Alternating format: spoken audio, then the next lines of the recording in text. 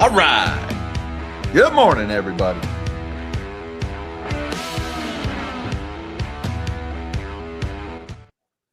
Good morning, all you magnificent melonheads of the world. Happy Thursday, everybody. Today is July 2nd, 2026. And man, there is a lot going on in the world today. We've had a couple of slow news days to start the month and to wrap up June, but man, did that all change about midday yesterday. So the top story going on at the moment, we got the non-farm payrolls report today. Not great, Bob. As a matter of fact, the jobs report, it pretty much sucked. 57,000 jobs were added for the month of June. Hey, job gains, that's a good thing, right?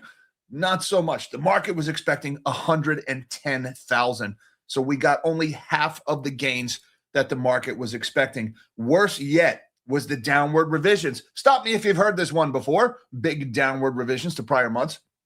31,000 revised down in April. May was revised down by 43,000. So if you factor in the downward revisions to prior months, subtract that from the payrolls that were gained, we actually lost 17,000 jobs for the month of June.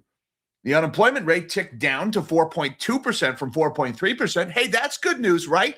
No, not so fast. The labor force participation rate dropped by 0.3 of a point to 61.5, down from 61.8. What do those two data points mean? It means people gave up trying to find work and just said, the hell with it, I'll be unemployed. And so, yeah, unemployment dropped because everybody else just gave up hope. That again, not great, Bob. This jobs report, it sucked. In the establishment survey, which counts workers versus which counts companies hiring people, there was just terrible news, and it was worse in the household survey. Full-time jobs in the household survey down 514,000 for the month of June. Part-time jobs down 141,000. Multiple job holders up by 126,000. So a lot of people lost work, and a lot of people had to get a second job to make ends meet. And then last but not least, self-employed unincorporated, which is pretty much farmers and gig workers, that fell by 94,000. Guys, there's not a whole lot to like in this jobs report. The only saving grace here is Fed rate cuts. Initially, the market caught a little bit of a bounce on this report because it was so bad. Everybody said, maybe Kevin Warsh won't raise rates and kill us all. But the market is slowly coming to the realization that Kevin Warsh has kind of told us he's more worried about inflation than the job market right now. This jobs report wasn't good. And I would also add that the jobs report should have been especially good because we've got the World Cup going on in the U.S., and you had a lot of restaurants, a lot of hotels hired extra staffing for the influx of tourism. So we should be seeing somewhere between 50 and 100,000 jobs added temporarily from World Cup. And so take that away, we would have a deeply, deeply negative number for the month of June. Bad jobs report to start the day. But wait, there's more.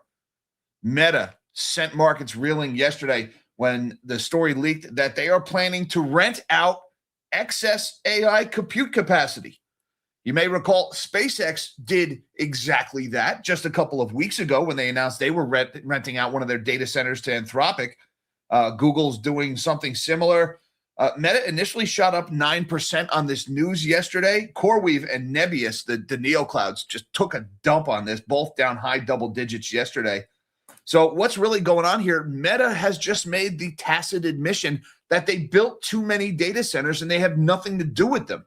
And so now they're just going to rent them out. The problem is, rent them out to who? SpaceX is going to rent them out. Meta's going to rent them out. CoreWeave's going to rent them out. Nebius is going to rent them out. Who's actually buying? Who's actually using them? Two companies that lose money hand over fist, that are hopelessly dependent on an endless supply of new investor capital coming in order to be able to afford to rent that compute. Guys, it's exactly what I've been saying for years. They built too much of this crap. There was never any real demand for it. It was all just a round-trip revenue scheme used to artificially inflate demand and spin a hype story. And now it's all coming crashing down. Now, look, Meta stock rallied on this, probably because Meta has done nothing but spend money on AI since this bubble started. I mean, they had their Llama model. That was a bust. A couple of months ago, they came out. What did they call it? I can't remember. Muse Spark, I think was the name of it. Oh, my God. Who came up with the name Muse Spark for their AI product? That was never even released to developers. So Meta spent all this money and has yet to unveil a product. And now they're like, we're giving up. We're just going to rent out the data centers we built. Hopefully get some revenue out of that. But again, the Neocloud business, the Neoclouds all lose money too. So I really don't know why Meta stock rallied on this news, but the move in CoreWeave and Nebius was telling. We have built too many freaking data centers. But wait, this morning, SoftBank says, hold my sake, because SoftBank, they plan to rent out excess AI compute as well. I kid you not. SB Neo Inc. is going to be the name of this company, and they'll start renting out compute next year. All right, well, so now we've got SpaceX, Meta, and SoftBank are all Neoclouds. A lot of people selling picks and shovels out there. A lot of people, right? And is anybody actually using picks and shovels? And the people who are using picks and shovels, have any of them dug up any gold?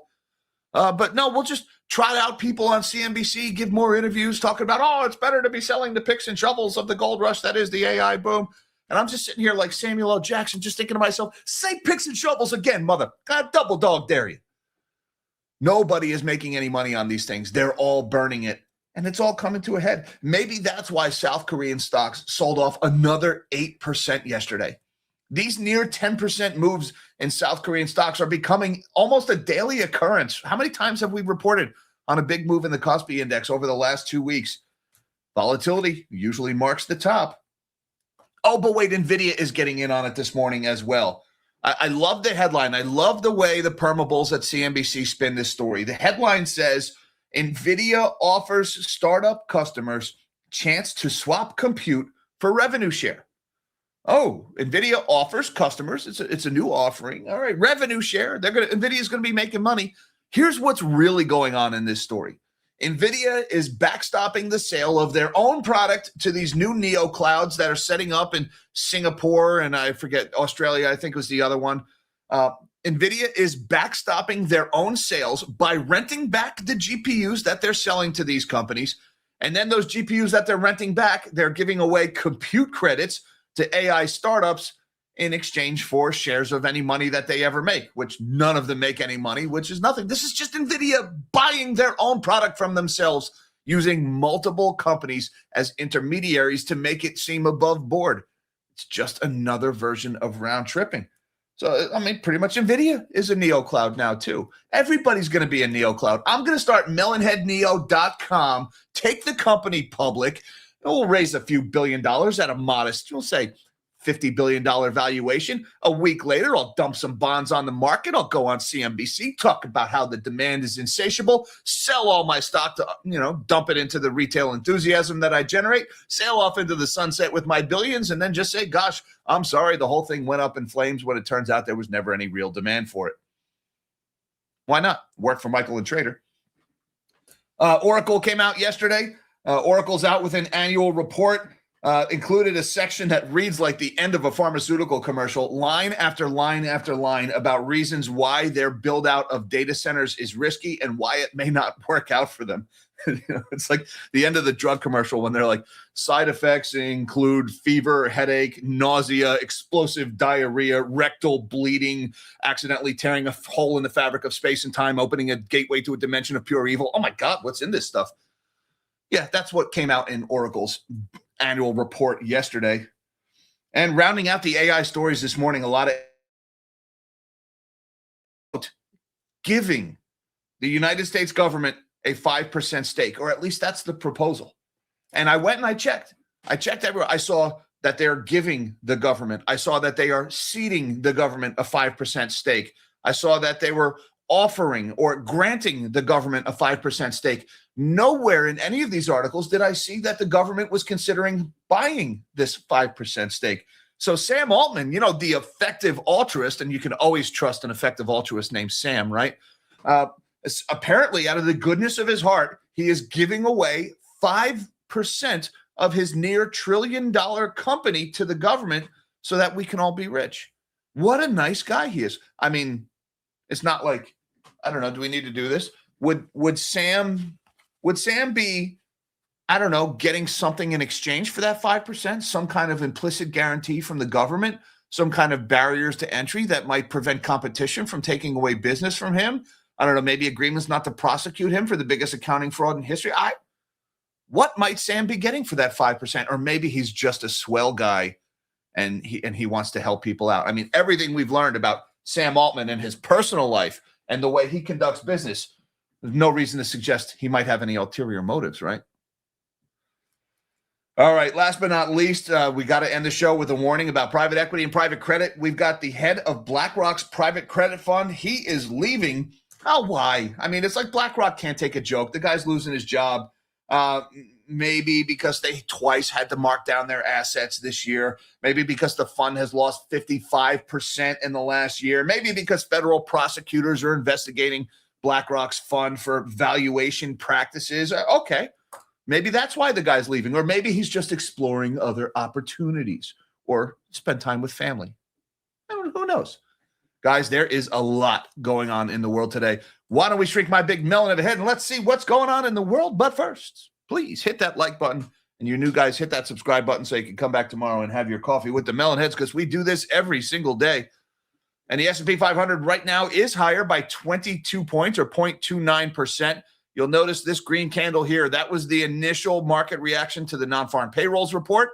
The market liked the report because it was so bad. Maybe the Fed doesn't hike this year. And then eventually people realize, oh, that's right. Kevin Warsh said he pretty much doesn't care. The Dow is higher by 195 points, 0.38% to the upside. Similar reaction of the market, and then giving back those gains down or higher by about 0.4%.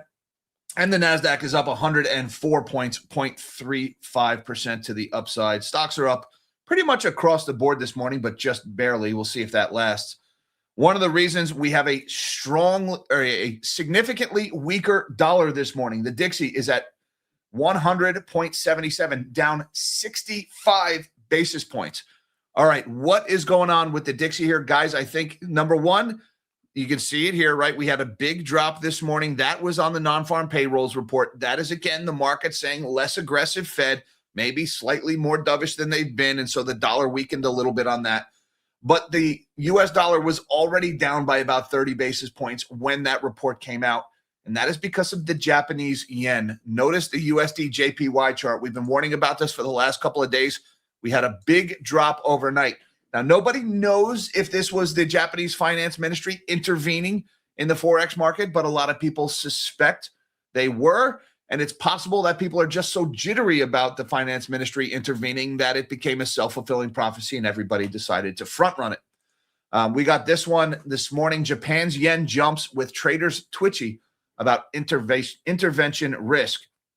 The yen jumped suddenly against the dollar on Thursday, with traders alert to the prospect of intervention from Japan to prop up its stubbornly weak currency, and jumpy about a possible new approach to currency buying from Japanese officials.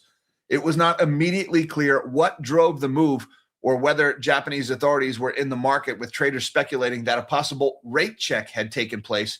The rally appeared smaller than after previous bouts of intervention.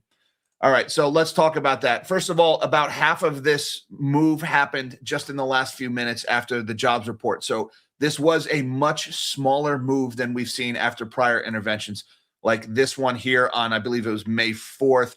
And then a couple of days later, there was another move. All right, and again, we only had about half of this move at the time that article was written. So it was a much smaller reaction from the market than previously. Now, it's possible that the Japanese are just losing control and the interventions are becoming less and less effective. That Reuters article also mentioned a rate check may have caused it. And a rate check is basically when the finance ministry calls up one of these prime brokers and says, hi, this is Jack from the government. Let's say hypothetically I was to dump a whole bunch of dollars on the open market to buy yen. What kind of price would you quote me? And then they hang up the phone. And that trader says, holy shit. And he calls all of his friends and he says, the government just called me asking for a price. They're about to intervene, and everybody starts front running. So it's possible this was just a rate check that happened last night and the market overreacted to it. But either way, the yen a lot stronger this morning because of the suspected intervention or jitters about the intervention. And then it got even stronger after that because the dollar weakened on that less than stellar jobs report. Looking over at Bitcoin, $61,800 for Bitcoin. It's up by about $1,800 this morning as priced on Coinbase. Bitcoin caught a bid after that jobs report. Again, less aggressive Fed would be good for Bitcoin, which is of course, very vulnerable to swings in liquidity. Looking over at the bond market, we've got a mixed bag this morning. The 30-year yield is higher by 2.5 points at 4.992. The 10-year yield is higher by about 1 point, 4.483%. The 2-year yield is at 4.135. That is lower by 3 basis points. And the 1 month is lower by 0.5 point at 3.615. Looking over at commodities, I can tell you the dollar is the weaker dollar and the quiet in the bond market. Very good for precious metals this morning. Gold is having a good morning, up $84, $4,114. That's higher by 2%. Weaker dollar, less prospects for higher interest rates. That is rocket fuel for gold. Spot silver right behind, up by $1.90 at $61 even this morning, 3% higher. I like the shiny. Copper is higher by a fraction of a percent. Platinum is higher by 1.6%. Palladium higher by 2.7%. And oil's hanging out here at 67.66 for August WTI futures, lower by 93 cents more this morning. Not a lot of Iran news this morning. Oil just continues to grind lower. All right, let's talk about the jobs report that came in. This is the Bureau of Labor Statistics website where they released the non-farm payrolls or the employment situation summary. Both total non-farm payroll employment of higher than by 57,000 and the unemployment rate of 4.2% changed little in June. The U.S. BLS reported today employment continued to trend up in professional and business services, social assistance, and healthcare. Leisure and hospitality lost jobs. That leisure and hospitality losing jobs is really unexpected. A lot of people were expecting big gains in that category from the World Cup being hosted in the U.S., so that was surprising there. Let's talk about some of the categories here. Employment in professional and business services continued to trend up by 36,000. The industry has added 172,000 jobs since the recent low in October. Social assistance added 25,000, primarily in individual and family services. In June, employment in healthcare continued its upward trend by 22,000, but at a slower pace than average. And again, leisure and hospitality declined by 61,000 in June, reflecting weaker than usual seasonal hiring. But we also have to talk about revisions here, guys. The change in total non-farm payroll employment from April was revised down by 31,000 from 179,000 gain to just 148,000. And the change in May was revised down by 43,000 from 172K down to 129K. With these revisions, employment in April and May combined is 74,000 lower than previously reported, which means you've got a net loss of 17,000 jobs based on this report. This was not a good report, guys. But wait, there's more. We have got the unemployment rate. All right, 4.2% in June, down from 4.3%, where it had been hanging out for a couple of months. That's great news, right? Fewer people are out of work. No, that's not what that means. Unemployment only counts people who want to work. And if you look at labor force participation rate here, 61.5%, down from 61.8% the prior month. That means people are giving up and they're dropping out of the labor force, and therefore it's showing up as a decline in unemployment. It doesn't mean more people are working. It just means people quit. And if you look here, the labor force participation rate at 61.5, that is the lowest we have been at since May of 2021. And in May of 2021, we were still recovering from the pandemic and all the money was being printed and the stimmies were flowing. Not good here, guys. This is a lot of dejected people. Also, let's check out table A9 real quick in the jobs report. This is where they break down some of the changes in different sectors. For example, part-time versus full-time work. This number here is the current month, June, and then this is the May number. That number declined for full-time workers, down by 514,000. Almost half or over 500,000 people lost full-time jobs last month, according to the household survey. Again, the household survey counts people. They call it people. Are you working? What kind of work do you have? The establishment survey calls up businesses. Are you hiring? How many people did you hire? And the two surveys have been wildly different. On the part-time front, though, typically when you see a loss of full-time jobs, you see gains in part-time. We did not get that this time. Part-time jobs declined by 141,000. We've also got multiple job holders, people getting a second job to make ends meet. That rose by 126,000. All right, it's good that at least those 126,000 people were able to find part-time work, but it sucks that they had to begin with. And self-employed, unincorporated workers, that counts your farm workers and your gig work. That one also dropped by about 94,000. Guys, this jobs report was really dreadful. All right, back onto my favorite subject, the AI bubble. Meta building cloud business to sell excess AI capacity, Bloomberg News reports. And right away, I have to draw your attention to that phrase, excess AI capacity. Where the hell did that come from? Because every one of these a-holes that they trot out in the financial media always tells me that the demand is insatiable. The demand is insane. We don't have enough compute. We're compute restrained. We're compute short. Where did this excess capacity come from? Somebody's lying. Meta Platforms is building a cloud business to sell excess artificial intelligence compute capacity, Bloomberg reported Wednesday, as tech giants seek returns on costly AI investments amid worries about overspending. The plans are still in development. The strategy could change, the report said, citing people familiar with the matter. Neocloud companies CoreWeave and Nebius fell 10.8 and 12.4% respectively on concerns that the move could reduce spending on their services by Meta, a key customer, while adding to competition. Now that's interesting here. Meta is currently a customer of the Neoclouds. Meta rents compute capacity from CoreWeave and Nebius. But now Meta is renting out their excess capacity. So does that mean, number one, is Meta is now competing with CoreWeave and Nebius? But also, if Meta has excess capacity to rent out, why would they continue to rent in CoreWeave and Nebius's product? What a mess.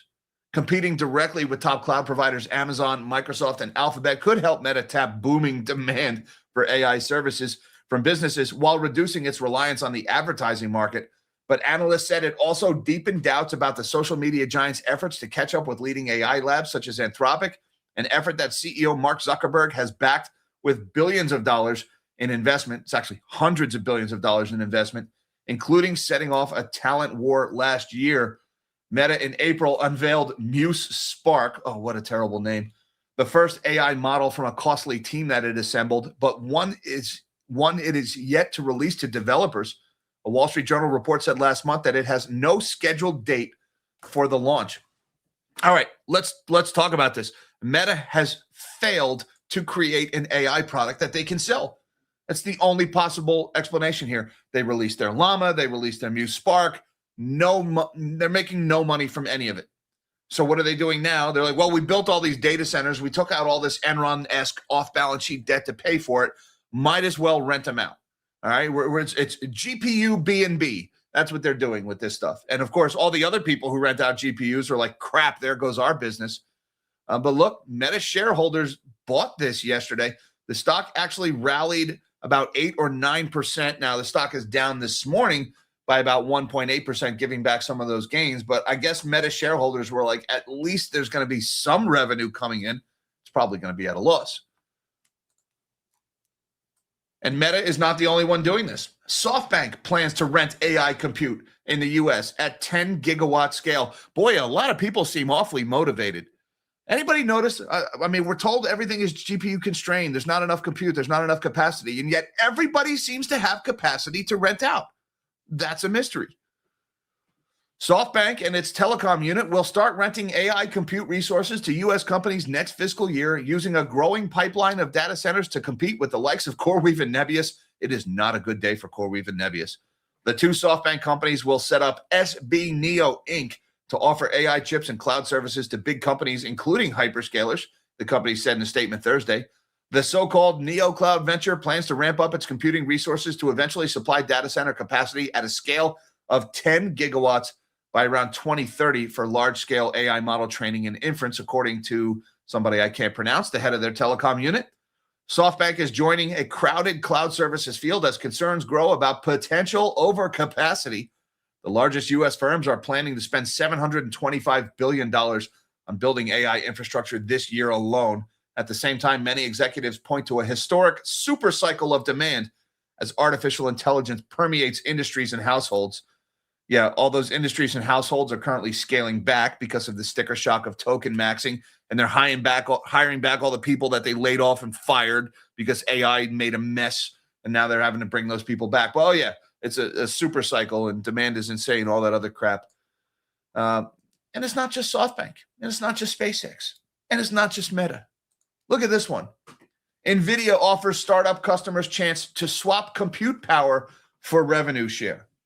And what CNBC is not saying is this is NVIDIA backstopping their own sales.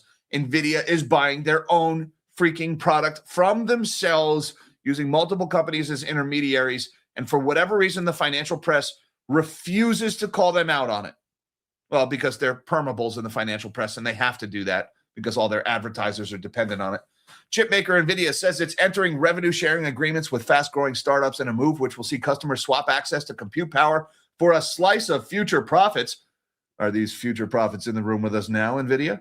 The artificial intelligence chip leader says its new partnership program, announced Thursday, offers fast-growing AI startups token credits to power their development. Cloud-based AI firms, model builders, and other enterprises will share both product and cloud revenue with NVIDIA, which is positioning itself as an intermediary, helping startups gain direct access to full-stack computing powered by NVIDIA chips. In its announcement, NVIDIA named two initial partners who will provide the compute power behind the scheme. Australia-based Sharon AI will deploy 40,000 NVIDIA GPUs, while Singapore AI infrastructure company Firmus Technologies says it is building a data center in Batam, Indonesia, which is expected to scale to 360 megawatts and house up to 170,000 NVIDIA GPUs. In other words, in order to guarantee those sales to those Neoclouds overseas, NVIDIA is selling the GPUs and then immediately renting them back. And then NVIDIA has no freaking use for the thing. So what are they going to do? They're going to offer compute credits or token credits to startup companies who have no money to pay them to rent their products. So they're just going to give it to them in exchange for a share of future profits, which may or may not ever exist in the first place. In other words, NVIDIA is buying its own product once again. How many examples of this do we have now, of this round-tripping scheme and the various different methodologies they're using? And again, when the bubble bursts and everybody loses money, then the financial press will come out and start drawing attention to this stuff, instead of doing these focus group tested rosy headlines about offering startup customers compute power for revenue shares instead of backstopping their own scales using a centuries-old revenue scheme. And all of this news, of course, caused problems once again in South Korea. Korean stocks tumble 8% as AI jitters trigger chip sell-off.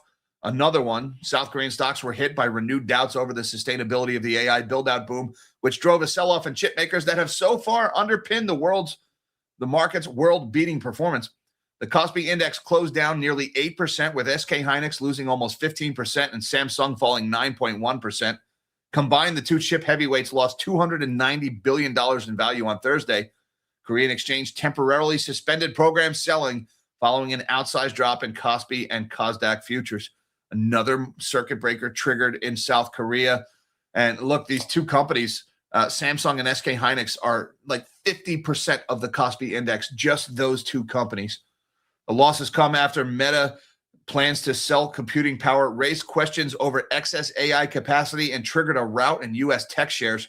Korean chip makers sit at the heart of the supply chain and have so far thrived on surging demand for advanced hardware. Yet their epic rally, with share prices tripling this year at their peaks, has also left the pair vulnerable to sudden shifts in AI trade sentiment as questions emerge on the durability of the CapEx expansion.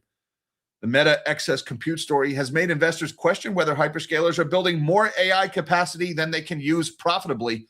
No, it doesn't question it. It proves that they are. All right. If they have excess capacity to rent out and everybody renting GPUs is losing money, then we have our answer. They have built too much, and no, they can't make a profit with it. Why are we still phrasing this like a question? It's not freaking Jeopardy. Anyways, the market is probably starting to price in peak memory cycle risk after a very strong run. You think? Look at the Kospi index. Look at another big drop yesterday, 8% lower. How many of these big moves? There's 1, 2, 3, 4, 5, 6, 7, 8. I mean, 8 near double-digit moves in the South Korean index over the last 2 months. Also note these 3 distinct waves of volatility that we've got here. And are we about to make a lower low than the prior one? This chart looks like it is getting ready to roll over, and it's going to roll over hard, guys. I don't know when it's going to be, but it is going to be a sharp and very impressive red candle to the downside when this bubble finally goes. And Oracle is warning of that very bubble as well with their annual report yesterday. Oracle's data center warning is a worst-case scenario for the whole AI boom. The cloud giant outlined all the ways its massive investments in AI infrastructure could blow up in its face. Let's see. Oracle founded all the way back in 1977 as an enterprise software company. Since then, they've transformed into a cloud services giant. These days, it's trying to become one of the most important players in AI data centers. But now Oracle itself is warning investors that this next act comes with some huge risks. The tech giant filed its annual report late in June, and it includes a long list of ways its massive AI infrastructure bet could fail to pay off. In the annual filing, Oracle warned investors that none of this is guaranteed. Here is just a selection of the potential pitfalls Oracle says it faces: overbuilding, customer defaults, excess leases, stranded capacity, credit risk, power shortages, GPU shortages, site shortages, permitting delays, construction delays, contractor failures, zoning fights, environmental rules, water limits, grid strain, fixed price contracts, volatile power costs, supplier delays, shipping disruptions, tariff shocks, export controls, geopolitical instability, obsolete hardware, service outages, security flaws, AI errors, biased outputs, copyright exposure, privacy risks, patchwork regulation, compute restrictions, cross-border limits, weak adoption, competitor advances, legal liability, and reputational damages. Ask your doctor about Oracle. That's what that sounds like. Oh, my God. We operate in a rapidly changing economic and technological environment that presents numerous risks, many of which are driven by factors that we cannot control or predict, the company wrote in the filing. One of the risks the company highlighted was that its customers may not be able to pay their bills, something we've talked about a lot on this channel. In addition, some of our customers may be highly leveraged and subject to their own operating and regulatory risks. And even if our credit review and analysis mechanisms work properly, we may experience risks of non-payment and non-performance in our dealings with such parties. That risk is especially important because companies like OpenAI and Anthropic are still spending far more money than they bring in. At the same time, federal and local governments are beginning to scrutinize the industry more closely, especially over their energy use and potential cybersecurity risks. Oracle just double dog daring you to buy their stock this morning. It's up about $2, $145.38, but that is an ugly looking chart for Oracle. You can see the head and shoulders there. This one's not going to be pretty when this one drops. Meanwhile, in the most suspicious story of the day, we will don the tinfoil hat for this one because we're going to need it. OpenAI proposes giving the U.S. government a 5% stake, Financial Times says, out of the goodness of their heart, because Sam Altman is just such a magnanimous fella. He really is. He's a philanthropist.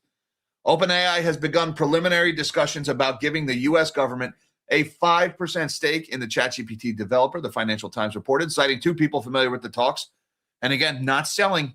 They're saying giving. And I have searched high and low. I cannot find one example in any article where they talk about a price tag or the government buying. I have seen the words grant, seed, give, offer, never buy, sell, or anything like that. OpenAI CEO Sam Altman and other executives proposed that move as part of a broader arrangement under which Washington would hold 5% of each of the leading US AI developers.